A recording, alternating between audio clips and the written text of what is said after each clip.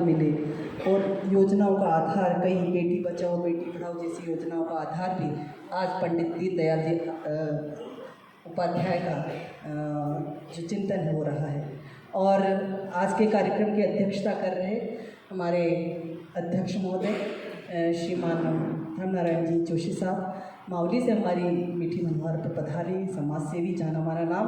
आपसे अनुरोध है कि अपने अध्यक्षीय उद्बोधन के साथ मंच पर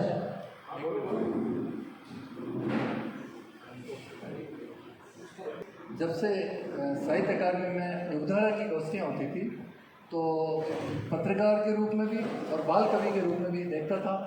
आज जो ये मतलब वट वृक्ष हो गए, इस उम्र में भी वट वृक्ष हो गए। दूसरा, आपने कहा कि पढ़ने की मैं बात बताता हूँ। और रेल का जो संबंध है, मेरे पिताश्री भी रेलवे में थे। मावली में जो बुक स्टॉल थी वहाँ पर अखबार और बुक स्टॉल पर पानी गिरता था। तो मेरे पिताश्री वहाँ स्टेशन पे टीटीज थे। Rajendra Prasad railway training school का उद्घाटन करने आए, तो जो उसके मालिक थे KM अग्रवाल साहब, वो चले गए। तो तीनों जो दुकानें हैं उदयपुर, चित्तौड़ और उन्हीं के एक ही परिवार की थी, केवल मावली में। तो फादर ने उनसे कहा कि भाई किताबें गीली होती है, और फादर भी इंदौर से पढ़ाई करके आए, तो उनको पढ़ने लिखने का बहुत शौक। और हमको भी बचपन में इसीलिए मिला। तो फादर ने कहा बस आप एप्लीकेशन लिखो, राजेंद्र प्रसाद खुद बहुत अच्छे पढ़ने लिखने वाले लोग हैं, तो रेलवे आपको पक्की बिल्डिंग में दे दे तो ये किताबें गिरी नहीं। उस एप्लीकेशन पे रेल से ही आए, राजेंद्र प्रसाद रेल से ही आए थे। आप बात कर रहे थे ना फ्लाइट वाली, और राजेंद्र प्रसाद ने एप्लीकेशन में हाथों हाथ लिख के रेलवे के जो जनरल मैनेजर थे उनको कहा इनको पक्की बिल्डिंग दे दी जाए ताकि इनकी किताबें और किताब हो। और मैं सौभाग्यशाली हूँ कि बचपन में जितना पढ़ सकते थे हमको जो बचपन की बच्चों की किताब होती है वो देते थे। और फादर इंग्लिश अखबार से लेकर सभी अखबार पढ़ते थे, आज भी हमारे। बाकी मैं तो साहित्यकार हूँ, मैं तो साइंस का विद्यार्थी था, इंजीनियरिंग से था। धन्यवाद। डॉक्टर राजेंद्र प्रसाद जी के अलग से गोष्ठी रखेंगे, उसको बोल रहा हूँ। बहुत बहुत धन्यवाद। मंच पर विराजमान भाई कुंजन जी, विप्लव जी, जिन्होंने पंडित दीनदयाल उपाध्याय पर PhD किया, आदरणीय बहन किरण जी, अच्छा संचालन कर रही है। आप सभी प्रबुद्धजन, आदरणीय श्रेणीदान जी सारंग साहब पीछे विराजे, हमारे राष्ट्रीय कवि हैं। दीनदयाल उपाध्याय जी RK करंजिया रीड्स के संपादक थे। रीड्स संघ की विचारधारा के घोर खिलाफ कम्युनिस्ट विचारधारा, कट्टर कम्युनिस्ट विचारधारा का अखबार था। हमारे पुराने लोग सारे जानते हैं, रीड्स को पढ़ना बड़ा शौक से पढ़ते थे किसी जमाने में। RK करंजिया ने एक बार अपने संपादकीय में लिखा, संघ ने RSS संघ ने ऐसी अनेक प्रतिभाओं को रेल में सफ़र करके और संघ के शिविरों बौद्धिक करवा के और देश को उनसे वंचित कर दिया। उसमें दीनदयाल जी का उन्होंने दम दिया। दीनदयाल जी संघ की OTC लगती थी 2 महीने की छुट्टियाँ, मई जून, पूरे देश में शिविर लगते थे अलग अलग प्रांतों में। दीनदयाल जी यानी जब तक अध्यक्ष बने तब तक प्रतिवर्ष 2 महीने संघ के OTC में शिविर में बौद्धिक देने जाते थे। यानी 2 महीने उनके संघ के लिए हो गए, बौद्धिक देने जाते थे। और हमारा सौभाग्य उदयपुर वालों का कि उन्होंने जो पूंजीवादी परंपरा, पूंजीवादी व्यवस्था शासन की और एक वर्ग विहीन, राज्य विहीन और धर्म विहीन जो कम्युनिस्ट विचारधारा थी, उसको दोनों को छोड़ करके उन्होंने एकात्म मानववाद प्रतिपादित किया। और सौभाग्य हमारा 64 में BN कॉलेज में संघ की OTC थी, पहली बार विषय उन्होंने रखा एकात्म मानववाद यहीं पर। उसके बाद उनके 3-4 बौद्धिक अलग अलग भाषणों, ग्वालियर में हुए, बम्बई में हुए, हैदराबाद में हुए, 3-4 जगह उनके भाषण में एकात्म मानववाद। एकात्म मानववाद क्या दिया प्रधान सिद्धांत? उन्होंने कहा देश को भी परिवार को अपन चलाते हैं। परिवार मान लो 15 में, हमारे भानुवाल शास्त्री के परिवार में 70 मेंबर थे और एक साथ लगभग कई वर्षों तक साथ भोजन करते थे। परंतु परिवार के मुखिया का चुनाव होता था क्या? जिसके ज़्यादा वोट आएंगे परिवार का मुखिया होगा, फिर तो परिवार कैसे चलेगा? एकात्म मानववाद का सिद्धांत ही उन्होंने दे दिया। हमारे परिवार को जैसे चलाते हैं वैसे देश को भी चलाइए, एकादो चाल वृत्ति करके। यानी सबका मत आवश्यक नहीं, सबका मत मिले, परंतु अधिकांश लोगों का मत एक करके उस मत को अपने सहमत करके और उसके साथ देश को चलाना ही उन्होंने प्रतिबद्ध किया। अनेक विषय भाई विप्लव जी दोनों दे दिए, बहुत कुछ ज़्यादा बोलने की आवश्यकता नहीं। उन्होंने अनेक पत्रकार निकले, दीनदयाल जी, भाई अटल बिहारी वाजपेयी, दीनानाथ मिश्र, जो नभा टाइम्स के वर्षों तक यानी पटना में चीफ एडिटर थे, राम बहादुर राय, बड़े लेखक, उनका नाम भी आपने सुना होगा, लाल कृष्ण आडवाणी, ये भी पत्रकार है 10 वर्ष तक लगभग। ये सब पत्रकार, यानी अटल जी ने तो एक बार कहा, अटल जी को किसी ने पूछा कि आप ये साहित्य, कवि और राजनीति एक साथ कैसे चलती, राजनीति छोड़कर नहीं देते हो? अटल जी ने बड़ा सुंदर उदाहरण दिया है। एक नदी किनारे गुरु चेला बैठे हुए थे और एक शाम का अंधेरा हल्का हल्का हो गया था। चेले ने कहा, गुरु जी कंबल बह के जा रहा, अपन निकाला, सर्दी में काम आएगी अपने। तो गुरुजी ने कहा, बेटा रहने, अभी अंधेरा हो गया, नदी में कहाँ कंबल निकलेगा? नहीं, कंबल निकाल लेते, सुखा देंगे, अपने काम आएगी। और चेला कूद गया नदी में। अब कंबल और दोनों उलझ गए आपस में, चेला और कंबल दोनों। अब अटल जी ने कहा, भाई तू कंबल नहीं निकाला, छोड़ दे उसको। तो उसने कहा, मैं तो कंबल को छोड़ने के लिए था, कंबल मुझे नहीं छोड़ रही, ईच था वो, कंबल नहीं। तो मैं तो राजनीति को छोड़ने के लिए तैयार हूँ, राजनीति मुझे नहीं छोड़ रही।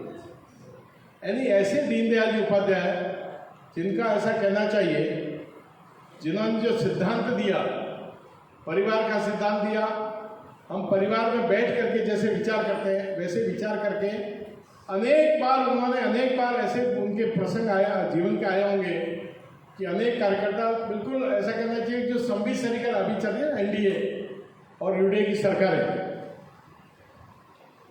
यानी 67 में 67 में उत्तर प्रदेश में सरकार बनी। चौधरी, मुझे नाम लेना कोई संकोच नहीं, ऐसा बैठे हैं, चौधरी चरण सिंह जी के 9 विधायक थे और जनसंघ के 100 से ऊपर विधायक जीते। 7 सीटें और आती जनसंघ की तो मुख्यमंत्री हो जाता। चरण सिंह जी ने कहा, 9 सीटों वाले ने कहा कि मेरे सारे तो मंत्री बनाओ और मुझे मुख्यमंत्री नहीं बनाओ, तब स्वीकार करूंगा।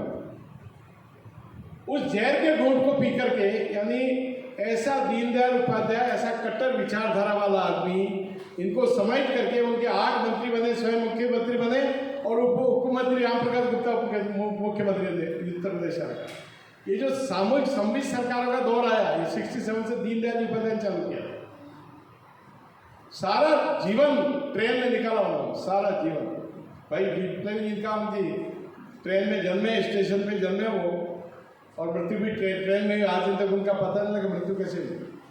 और जनसंघ की जब स्थापना हुई, डॉक्टर श्यामा प्रसाद मुखर्जी ने स्थापना की जनसंघ की, उस समय उनको संघ ने कहा, भाई दीनदयाल जी को जाना, दीनदयाल जी शांत विचारों का आदमी, आध्यात्मिक विचारों का आदमी, तो दीनदयाल जी का जो आदेश है उसकी पालना करनी नहीं, मैं जाऊंगा राजनीति में। और आपको आश्चर्य होगा, राजनीति में जब आए लो, पहला काम क्या किया उन्होंने? प्राइमरी कक्षा की पुस्तकें उन्होंने पढ़ना प्रारंभ किया कि मुझे सर्वांग ज्ञान होना चाहिए राजनीति को।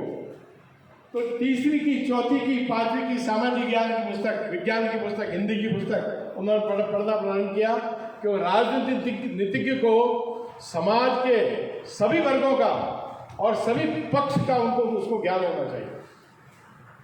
इसीलिए डॉक्टर मुखर्जी ने जब जनसंघ की स्थापना की तो उन्होंने कहा गुरु गोलवल्लभ जी को कि मुझे 2 दीनदयाल उपाध्याय और चाहिए। एक आपने दिया, 2 दीनदयाल उपाध्याय, अगर 3 दीनदयाल उपाध्याय एक जैसे देश में मिल जाए, मैं देश का चित्र बदल दूंगा।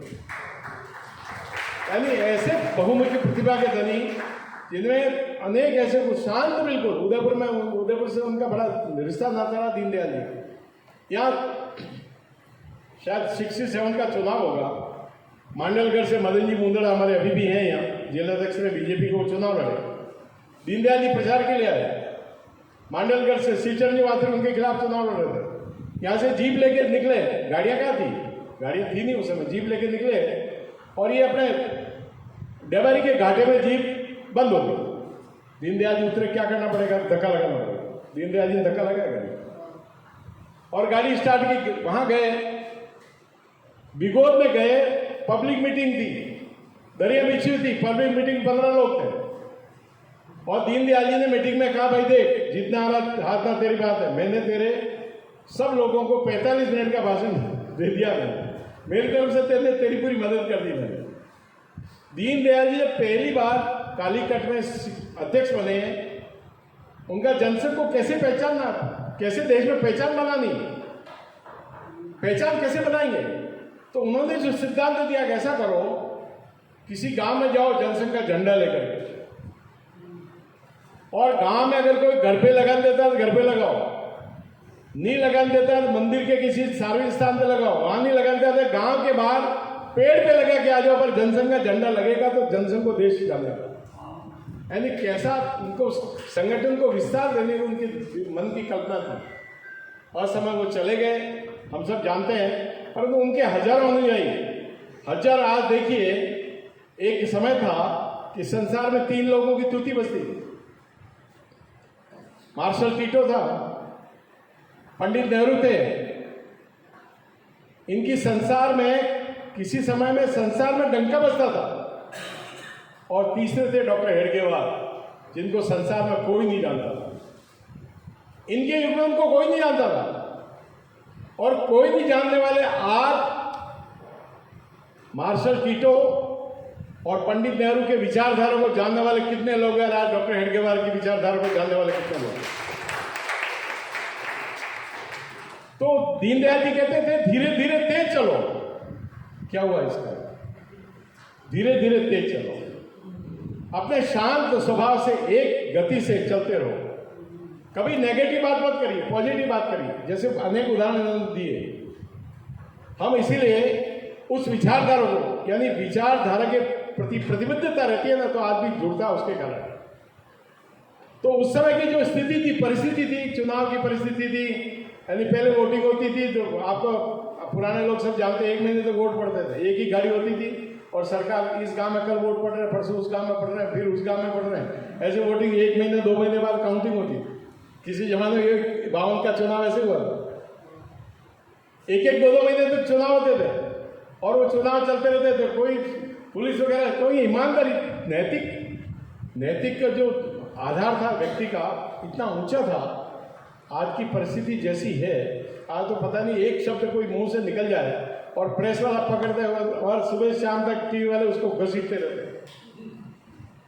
तो हम सब लोग, मैं सोचता हूं कि उस विचारधारा के कारण जिस प्रकार का देश में आज़ादी के बाद साहित्य लिखा गया, दीनदयाल जी तो अप्रकट हुए हैं, उनका जीवन प्रकट हुआ, कैसा उनका जीवन था, कैसे वो रहते थे। नाथद्वारा हमारे भानु जी के यहाँ वो 7 दिन ठहरे हैं। यानी आश्चर्य होगा, उन्होंने जौनपुर से चुनाव लड़ा, डॉक्टर लोहिया और आचार्य कृपलानी, और तीनों चुनाव लड़ा एक संयुक्त मोर्चा बना करके। जौनपुर से चुनाव हार गए। चुनाव हारने के बाद उन्होंने मीटिंग की वहाँ, धन्यवाद मीटिंग, और लोगों को धन्यवाद क्या दिया कि आपने बहुत अच्छा किया मुझे हरा के। मैं जीत जाता था, आपकी अपेक्षाओं को पूरा नहीं कर सकता था, मैं आ नहीं सकता था, मुझे पूरे देश में घूमना पड़ता। कैसा उच्च विचार था। आपने सही निर्णय किया बिल्कुल। यानी आज की परिस्थिति में ऐसा निर्णय को हो सकता है कि वाजपेयी जी एक फार्मूला लाए थे बीच में कि उपचुनाव जो रोज उठ के होते हैं ना, आदमी मर जाता है, इस्तीफा दिया, उपचुनाव होंगे। वाजपेयी जी एक फार्मूला लाए, भाई जो सेकंड आएगा लोकसभा विधानसभा में वो MP MLA हो जाएगा। फिर किसने कहा कि वो जो दूसरे नंबर पर है उसको मार देगा। सेकंड आएगा फर्स्ट वाले को मार देगा और वो बन जाएगा, वो विड्रॉ करना पड़ा। अनेक बातें चुनाव सुधार की, जनसंघ की उस समय थी, वोट अनिवार्य करना चाहिए। यानी हमारे देश में आज भी आपको आश्चर्य होगा, एक सर्वे देखना, 33% 34% जिसके वोट आते हैं वो राज करता है, वो राज करता है। इसलिए हमारी शिक्षा पद्धति जो गिरावट आई है ना, गिरावट क्यों आई है भाई? 51% वाला पास होना चाहिए, कम से कम ज्ञान तो उसका 51% चाहिए ना, अज्ञान 49 चाहिए ना। अब 33% से जिसको पास कर रहे हो, आगे जाके क्या भला करेगा? आगे जाके क्या भला करेगा? तो शिक्षा पद्धति का दोषपूर्ण शिक्षा पद्धति, और इन शिक्षा के सुधार के लिए दीनदयाल उपाध्याय जी का वोट को अनिवार्य करिए, और वोट नहीं देने वाले का जुर्माना हो, तब वो वोट डालेगा। क्यों? मुझे अच्छी प्रकार से पता है। अपने उदयपुर का उदाहरण, एक चुनाव हो रहे थे उस समय, उस दिन भारत और पाकिस्तान का क्रिकेट मैच था,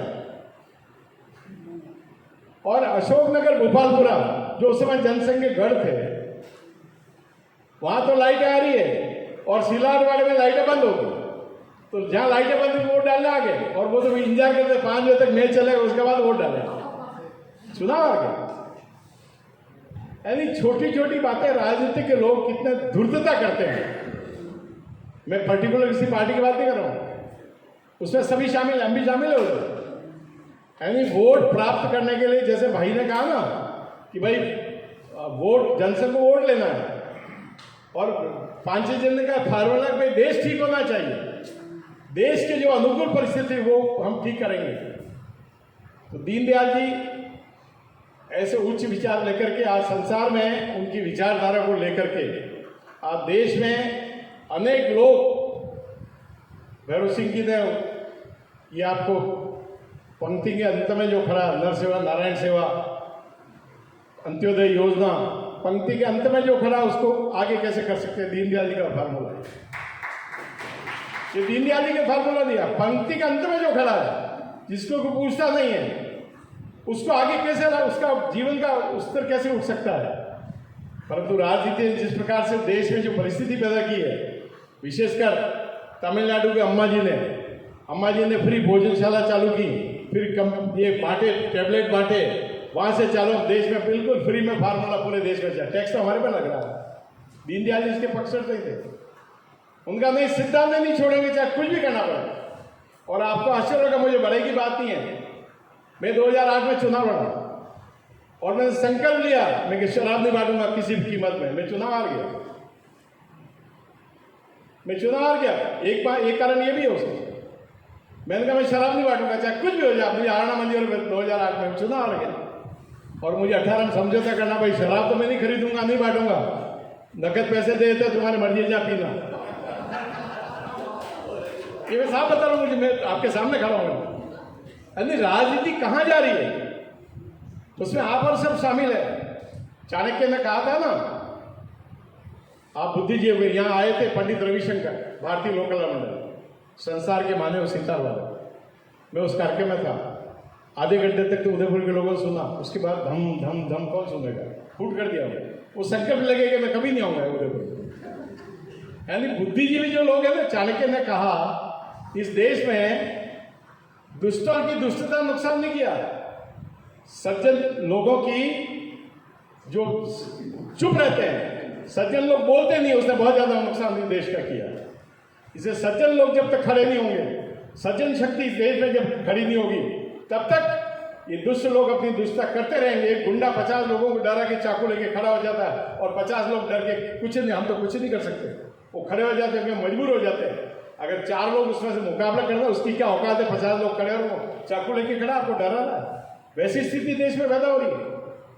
तो आपसे मेरा निवेदन है, हम प्रबुद्ध जन हैं, हम सक्रिय हों सभी क्षेत्रों में। जो आप तो लिखने पढ़ने वाले लोग हैं, जितना जैसे कहा ना कि चाकू की बजाय आपकी कलम बहुत ज़्यादा मदद कर सकती है। अब लिखने पढ़ने का एक क्रम जारी रखें। मुझे बुला के सम्मान दिया, बहुत बहुत धन्यवाद, बहुत बहुत आभार। एक ताली, आपने जो एक अलग हमें पक्ष दिखाया है राजनीति का, बहुत सुंदर, धन्यवाद आपका, इतना सुंदर जो आपने उद्बोधन दिया उसका। और